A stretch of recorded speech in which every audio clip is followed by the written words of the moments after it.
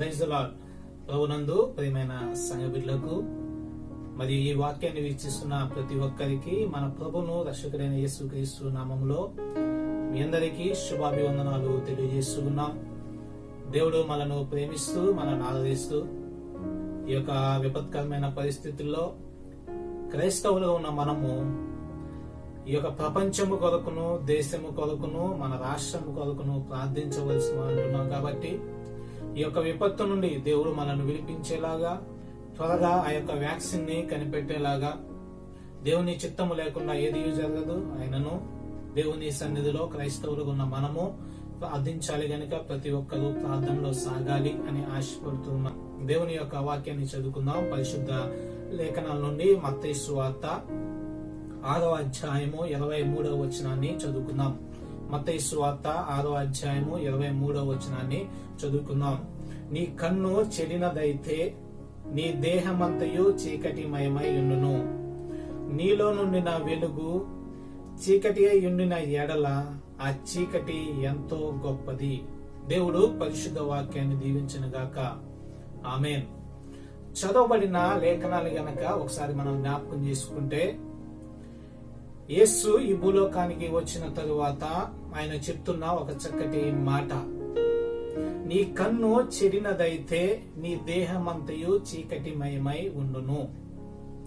ఈ యొక్క మాటను మనము ఒకసారి పరిశీలన చేస్తే పరిశుద్ధ లేఖనాల్లో ఈ కన్నుకు చాలా ప్రాముఖ్యతను ఇవ్వబడింది. అంటే కన్ను దృష్టి.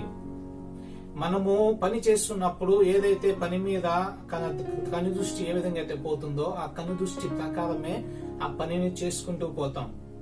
అంటే మనం చూసిన దాన్ని మన హృదయములో అలవర్చుకుంటాం. ఇది నాకు కావాలి, దీన్ని నేను పొందాలి అనే స్థితులను కనుదృష్టి ద్వారా మనము కనుక్కుంటాం. అది చూడడానికి రమ్యముగా ఉందని, చూడడానికి చక్కగా ఉన్నదని, అది చాలా ఆశ్చర్యకరంగా ఉన్నదని, వింతగా ఉన్నదని అనేక సార్లు ఆలోచించి దాన్ని మనము తీసుకోవడానికి ఇష్టపడతాం. ఎందుకంటే కనుదృష్టి చాలా ప్రాముఖ్యమైనది. మానవుని జీవితంలో ఈ కనుదృష్టి చాలా ప్రాముఖ్యమైనది. ఈ లోక ప్రయాణంలో ఎన్నో ప్రదేశాలను చూడడానికి మరియు ఎన్నో వినోదాలను తిలకించడానికి ఈ కనుదృష్టి అనేది చాలా ఉపయోగపడుతుంది. ఆ కనుల ద్వారా మనం చాలా ఆనందిస్తూ ఉంటాం, చాలా సంతోషిస్తూ ఉంటాం. అయితే లోకములో ఉన్న ఆకర్షణలన్నీ కూడా కావాలి అని ఆశపడేది ఈ కనుదృష్టి.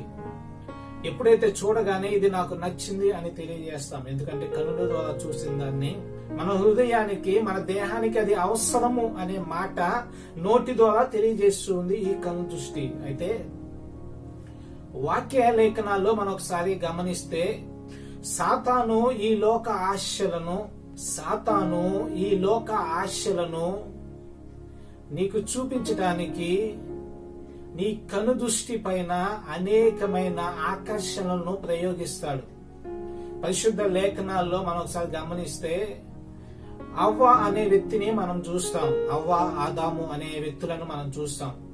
అయితే అవ్వ ఆ యొక్క పన్నును చూసినప్పుడు చాలా రమ్యమైనదిగా కనిపించిందట. కన్నులకు చాలా రమ్యమైనదిగా కనిపించింది అనే మాటను తెలియజేస్తాడు. ఆది కాండము 3వ అధ్యాయము 6వ వచనంలో అంటాడు. ఏమనంటే కన్నులకు అందమైనదిగా కనిపించిందట, రమ్యమైనదిగా కనిపించింది, కన్నులకు ఆశపడింది.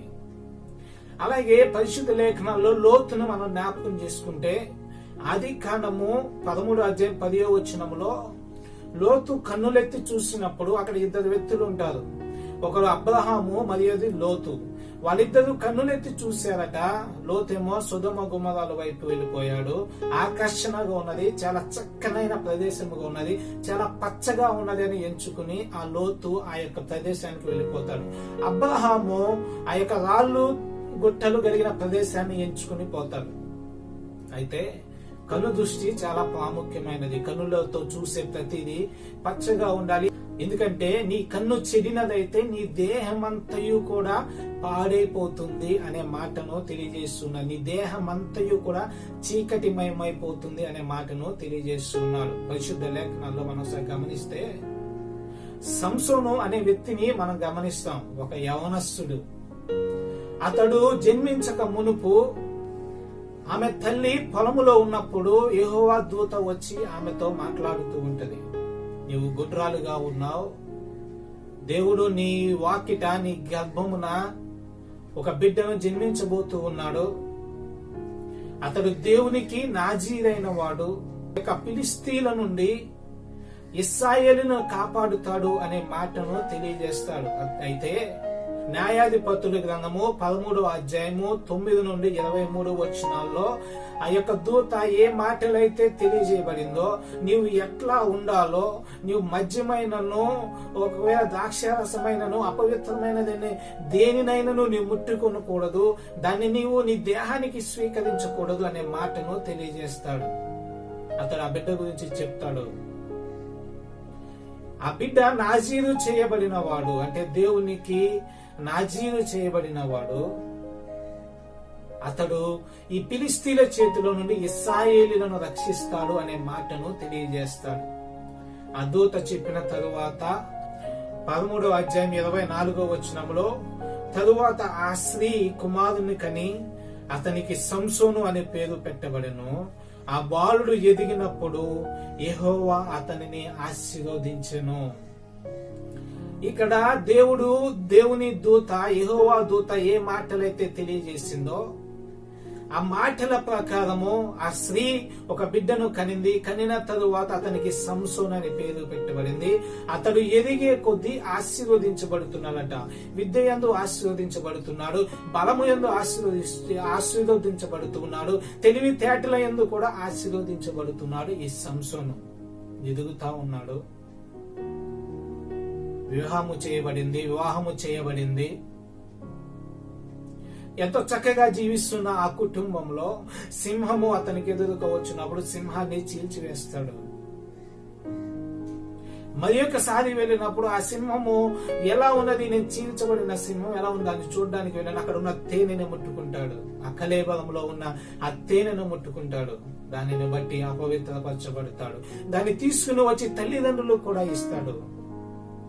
ఇది ఎలా వచ్చింది ఏంటన్నది తల్లిదండ్రులకు మాత్రము తెలియచేయడు. గాజాకు వెళ్తాడు. గాజాకు వెళ్ళినప్పుడు ఒక స్త్రీని మోహిస్తాడు.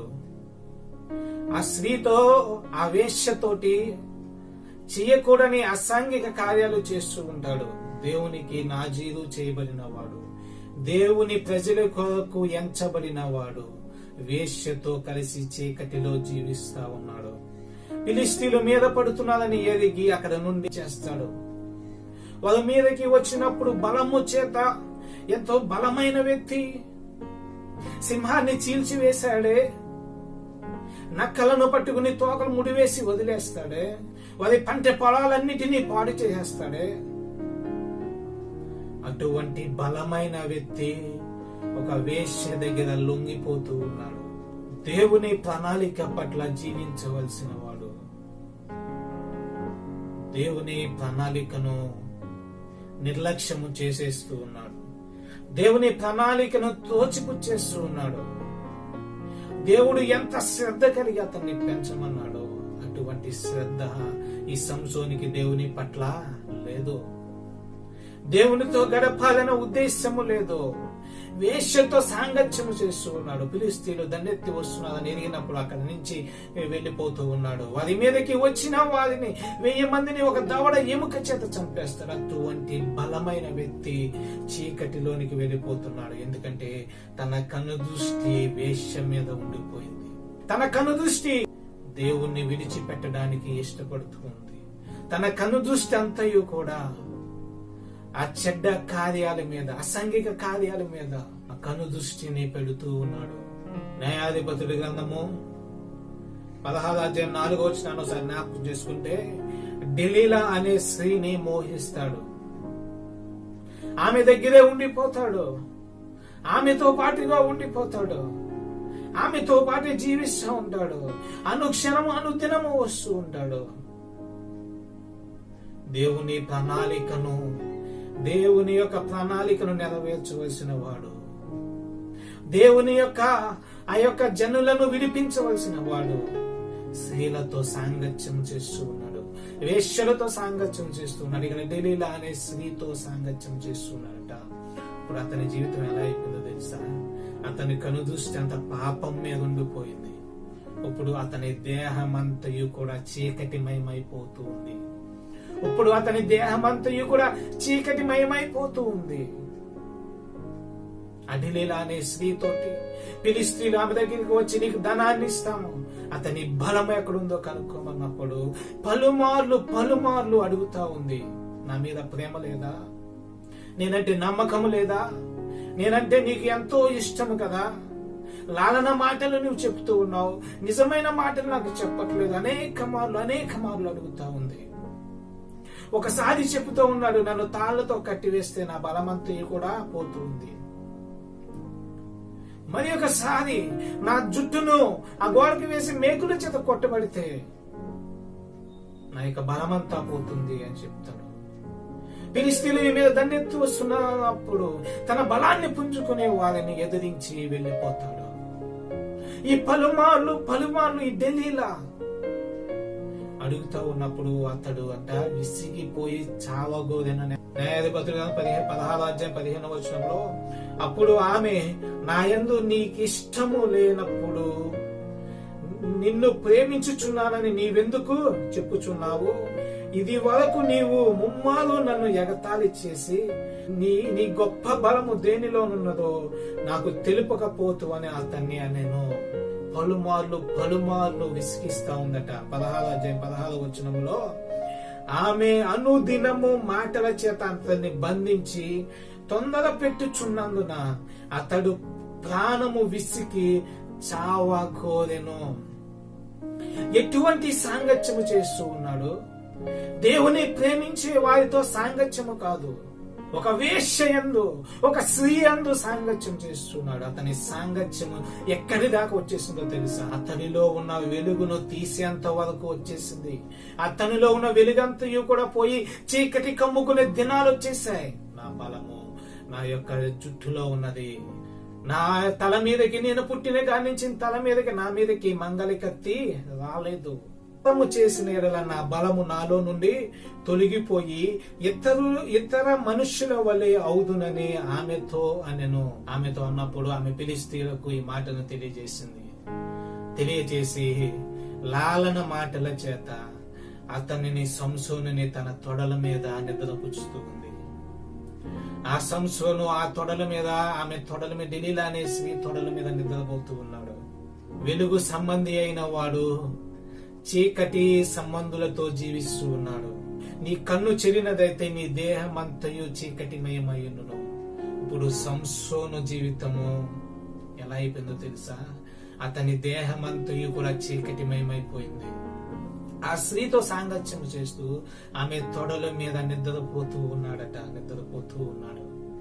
పరిశుద్ధ లేఖనాల్లో నీలో నుండి నా వెలుగు చీకటిమయమై ఉండిన ఎడల ఆ చీకటి ఎంతో గొప్పది. ఇప్పుడు అంత గొప్ప చీకటిలోనికి ఈ సంసోను వెళ్లిపోబోతూ ఉన్నాడు. అతడు ప్రశాంతముగా ఆమె తొడల మీద నిద్రపోతూ ఉన్నాడు. దేవుని ప్రజలను విడిపించవలసిన వాడు, ఇశ్రాయేలీయులను ఫిలిష్తీయుల నుండి విడిపించవలసిన వాడు ఒక స్త్రీ తొడల మీద నిద్రపోతూ చీకటిలోనికి వెళ్లిపోబోతూ ఉన్నాడు. ఆ చీకటి ఎంత భయంకరంగా ఉంటుందో తెలుసా? ఆ చీకటి ఎంత దారుణముగా ఉంటుందో తెలుసా? అతని పరిస్థితి అతడు గమనించుకోలేకపోతూ ఉన్నాడు.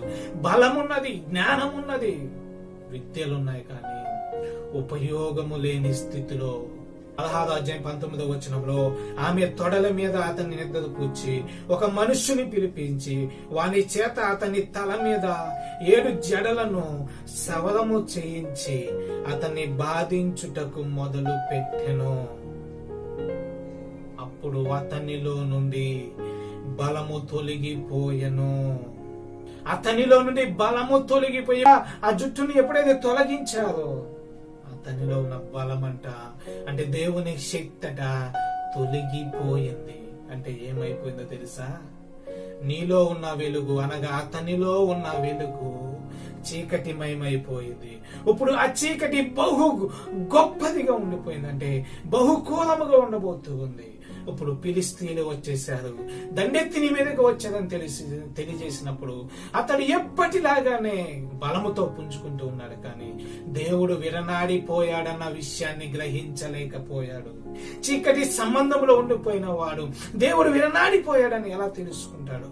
చీకటి సంబంధి అయి ఉండి ఆ యొక్క డెలివరీ యొక్క స్త్రీ యొక్క తొడల మీద నిద్రపోతూ హాయిగా చేద తిరుగుతున్నవాడు, చీకటిలో మునిగిపోతున్నవాడు, దేవుని వెలుగు వెళ్ళిపోతుంది నాలో నుంచి, దేవుని బలము నాలో నుంచి వెళ్ళిపోతుందని గ్రహించలేకపోయాడు. ఫిలిష్తీయులు ఆ సంసోన్ని పట్టుకున్నారు, సంఖ్యల చేత బంధించారు, తన కనుగుడ్లను తీసివేశారు, తన కనుగుడ్లను తోడేశారు. న్యాయాధిపతుల గ్రంథము 16:21. అప్పుడు ఫిలిష్తీయులు అతన్ని పట్టుకుని అతని కన్నులను ఊడదీసి గాజాకు అతన్ని తీసుకుని వచ్చి ఎత్తడి సంఖ్యల చేత అతన్ని బంధించారు. అతనిలోనున్న వెలుగంతయు కూడా వెళ్ళిపోయింది. ఇప్పుడు ఆ చీకటి కమ్ముకుంది. ఆ చీకటి ఎంత భయంకరంగా ఉందో తెలుసా? ఆ చీకటి అతని కన్నుల ద్వారా చూసిన దాన్ని, ఆ హృదయంలోనికి చొచ్చుకుని పోయిన దాన్ని, పాపం చేయడానికి ఇష్టపడ్డాడు, వేశ్యలతో సాంగత్యం చేస్తున్నాడు, ఆ వేసి సాంగత్యం చేస్తున్నాడు, ఆ స్త్రీలతో సాంగత్యం చేస్తున్నాడు. ఇప్పుడు ఏమైందో తెలుసా? అతనిలో ఉన్న వెలుగు, దేవుని వెలుగు అనగా దేవుని బలమంతయు కూడా పోయింది. ఇప్పుడు ఎత్తడి సంఖ్యల చేత బంధించబడి గుడ్డివాడిగా అతడు కన్ను అతన్ని ఓడ పెరిగింది. అతని కను దృష్టి అతని అంధకారంలోనికి నెట్టివేసింది. ఈరోజు వాక్యం వింటున్న ప్రియ తల్లి తండ్రి, నీ కను దృష్టి ఎలా ఉన్నది? నీ కను దృష్టి దేని మీద ఆశపడుతూ ఉన్నది? ఈ లోకంలో ఉన్న వాటి కొరకు ఆశపడుతూ ఉన్నావా? ఈ లోకంలో ఉన్న వాటిని ప్రేమిస్తున్నావా? అయితే ఒక్కసారి ఈ సంసోను జ్ఞాపకం చేసుకో. నీ జీవితానికి ఒక మాదిరి సంసోను. చీకటి సంబంధి చీకటిలోనికి పోయాడు. ఇప్పుడు అతని జీవితం అంతయు కూడా చీకటిమయమైపోయింది. నీ కన్ను చెడినదైతే నీ దేహం అంతయు కూడా చీకటిమయమై ఉండును. ఇప్పుడు సంసోను జీవితము కన్నుల ద్వారా చూసిన దాన్ని దేహములోనికి ఉంచుకున్నాడు, అనగా హృదయములోనికి ఉంచుకున్నాడు కనుక తన దేహం అంతయు కూడా చీకటిమయమైపోయింది. ఇప్పుడు అతనిలో ఉన్న వెలుగు కూడా ఏమైపోయిందో తెలుసా? చీకటిమయమైపోయిందంట. ఆ చీకటి ఎలా ఉంటుందో తెలుసా? బహు గొప్పది. అంటే నీ ఊహించని విధము అంత యొక్క ప్రమాదంలోనికి పోతావు, ఊహించనంత ప్రమాదంలోనికి పోతావు. ఈ సంసోను కూడా నాకు బలం ఉందనుకున్నాడు, కానీ 1000 మంది వచ్చినా గానీ నేను దండెత్తి వాడిని జయించగలను అనుకున్నాడు. కానీ అతని బలము ఒకానొక దినాన్న ఉపయోగము లేని బలముగా అయిపోయింది. ఈరోజు వాక్యం వింటున్నా నేస్తమా, ఎలా నడుపుతున్నావు నీ జీవితాన్ని? ఎలా గడుపుతున్నావు నీ జీవితాన్ని? యవనములో ఉన్నాను నాకేంటిలా అని చెడు తిరుగుతున్నావా? ఒకసారి సంసోను జ్ఞాపకం చేసుకో. వృద్ధాప్యంలో ఉన్నాను, నా జీవితానికి ఏమిటిలే, నేను బానే ఉన్నాను అనుకుంటున్నావా? అయితే నీ కన్ను దృష్టి ఎలా ఉందో చూసుకో. దేని మీద ఆశపడుతూ ఉన్నావు? దేవుని సంఘముగా, దేవుని బిడ్డలుగా, దేవుని సహవాసం ఉన్న నీవు, నీ యొక్క కన్ను దృష్టి ఏ విధంగా ఉన్నదో ఒకసారి జ్ఞాపకం చేసుకో. నీ కన్ను దృష్టి సరి అయినది కాకపోతే నీవు చీకటిమయమైపోతావు. 119:37 అంటాడు, వ్యర్థమైన వాటిని చూడకుండా నా కన్నులు తిప్పివేయము, నీ మార్గములో నడుచుకొనుటకు నన్ను బ్రతికింపుము అనే మాటను తెలియజేస్తున్నాడు. ఈరోజు ఏ పరిస్థితిలో ఉన్నావో నాకైతే తెలియదు, కానీ సంసోను జీవితాన్ని ఒకసారి జ్ఞాపకం చేసుకో. పరిశుద్ధ లేఖనాల్లో సామెత 3:27 అంటాడు, నా కుమారుడా, జ్ఞానమును వివేచనను భద్రము చేసుకునము, వాటిని నీ కన్నుల ఎదుట నుండి తొలగిపోనీయకము. జ్ఞానమును వివేకమును భద్రము చేసుకునము. పరిశుద్ధ లేఖనాల్లో మనం జ్ఞాపకం చేసుకున్న విధముగా అవ్వ ఆ యొక్క సాతాను చూపించిన దాన్ని చూచినప్పుడు చాలా రమ్యముగా కనిపించింది, కానీ రమ్యమైనది చూసింది, దాన్ని ఆశించింది, దాన్ని తినివేసింది. ఇప్పుడు వారిద్దరూ కూడా దిగంబర్లుగా ఉండిపోయారు. అంటే వారి దేహాలకు ముప్పు తెచ్చి పెట్టుకున్నారు, వారి దేహాలకు చీకటి తెచ్చి పెట్టుకున్నారు. లోతు కూడా పచ్చగా ఉన్నదని ఎంచుకున్నాడు. సొదొమ గొమొర్రా పట్టణము ఒకానొక దినాన తన శరీరము ద్వారా నష్టాన్ని కొని తెచ్చుకున్నాడు.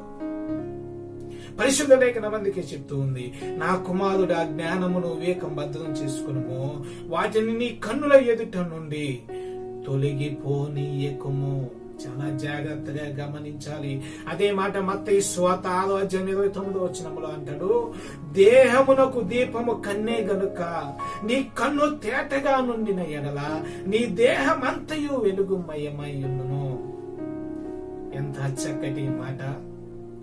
ఈ వాక్యాన్ని బట్టి నువ్వు నేను జ్ఞాపకం చేసుకోవాల్సిన విషయం ఏంటో తెలుసా? నీ కన్ను దృష్టి దేహమునకు దీపము. నీ కన్నులు తేటగా ఉండేలాగా నువ్వు చూసుకోవాలి. ఇక్కడ అదే అంటున్నాడు, నీ దేహమంతయు కూడా వెలుగుమయమై ఉండును. దేహమునకు దీపము కన్నే. నీవు కన్నుతో చూసిన దాన్ని నీ హృదయములోనికి చుచ్చుకుని పోతావు. హృదయములో ఉన్న దాన్ని నీ శరీరము కావాలని ఎంచుకుంటుంది. ఎంచుకున్న దాన్ని బట్టి అది నీ సరి అయినదిగా ఉన్నదా లేదా అని ఎంచుకోవలసిన స్థితి దేవుని వాక్యం వింటున్న నీ మీద, నా మీద, మన మీద ఉన్నది. ఏ విధముగా నీ కన్ను దృష్టి నిన్ను ఇబ్బంది పెడుతూ ఉంది? దేవుని పరిశుద్ధ లేఖనాలు అంటాడు, ఒకవేళ నీ కన్ను నిన్ను ఇబ్బంది పెడితే ఒక కన్ను తీసేయి. ఒకవేళ నీ చెయ్యిని నీ అభ్యంతరపరిస్తే దాన్ని నీవు పెరికివైన మాటను తెలియజేస్తాడు. ఇక్కడ అంటున్నాడు, దేహమంతటికి దీపము కన్నే. ఇప్పుడు అతని సంసోను దేహానికి దీపము లేకుండా పోయింది. బాధించబడుతూ ఉన్నాడు. రోషము కలిగిన వాడు, బలము కలిగిన వాడు ఇప్పుడు మౌని అయి కూర్చుని ఏడుస్తా ఉన్నాడు. ఆ కళ్ళంట నీళ్లు కాలుతా ఉన్నాయి, కళ్ళంట రక్తము కాలుతా ఉంది, కన్నులు పీకివేయబడ్డాయి, సంఖ్యల చేత బంధించబడి ఉన్నాడు. చెడ్డవైన సాంగత్యానికి పోయినవాడు, చెడు సాంగత్యాన్ని ప్రేమించిన వాడు, వ్యర్థమైన వాటిని ప్రేమించిన వాడు త్రోవ తప్పిపోయాడు. అతనిలోనున్న వెలుగంట వెళ్ళిపోయిందట.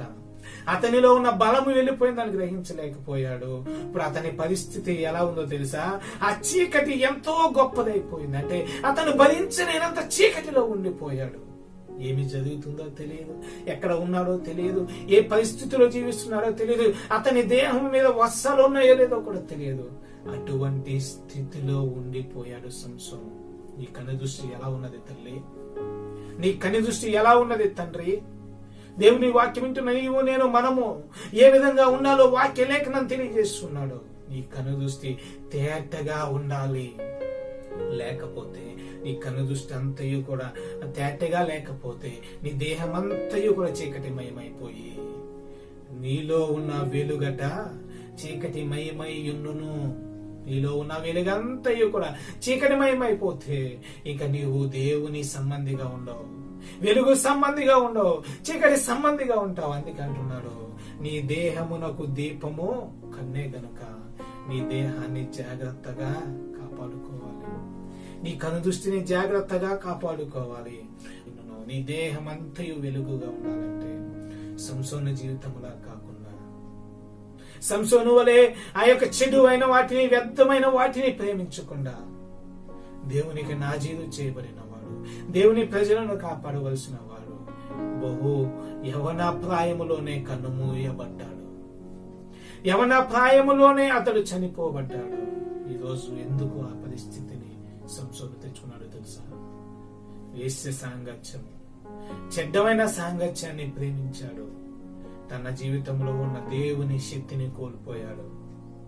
అందుకే పరిశుద్ధ లేఖనాలు అంటున్నాడు, కీర్తన గ్రంథం 119:37 వ్యర్థమైన వాటిని చూడకుండా నా కన్నులు తిప్పివేయము, నీ మార్గములో నడుచుటకు నన్ను బ్రతికింపుము. ఈ రోజు ఏ పరిస్థితిలో బ్రతుకుతున్నావు నాకైతే తెలియదు గాని, ఏ స్థితిగతిలో నీవు బ్రతుకుతున్నావు నాకైతే తెలియదు గాను, దేవుడు నన్ను ప్రేమించి మనలను ప్రేమించి మనకు ఒక చక్కటి మాటను తెలియజేస్తున్నాడు. వ్యర్థమైన వాటిని చూడకుండా మన కన్నులను తిప్పివేయము అనే ప్రార్థన నువ్వు చేయగలిగితే నీ మార్గములో నడుచుటకు నన్ను బ్రతికింపుము.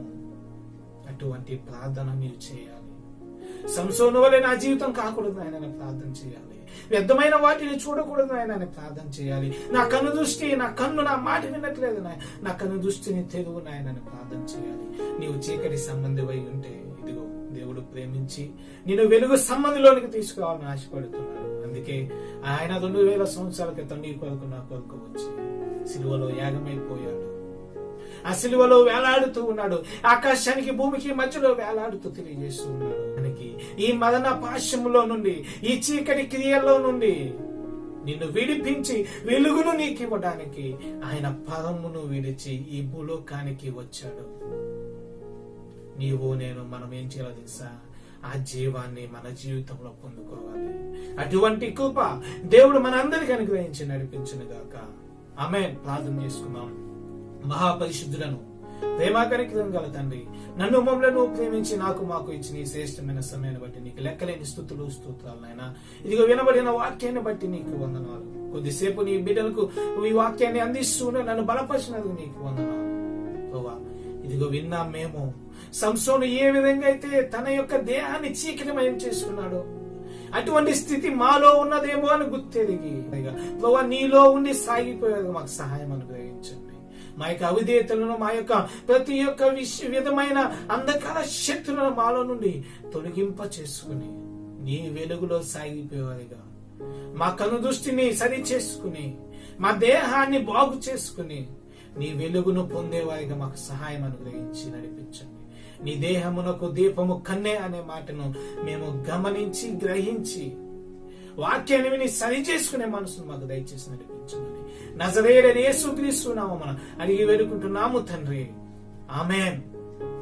మంచిది. దేవుని వాక్యం విన్న ప్రతి ఒక్కరికి మన ప్రభును రక్షకుడైన యేసుక్రీస్తు నామములో మీ అందరికీ శుభాభివందనాలు తెలియజేస్తున్నా. మా కొరకును ప్రార్థించండి. మా సంఘము కొరకును, సహవాసం కొరకును ప్రార్థించండి. ఎల్లప్పుడూ ఎల్లవేళ దేవుడు మనందరినీ కాచి కాపాడి నడిపించును గాక.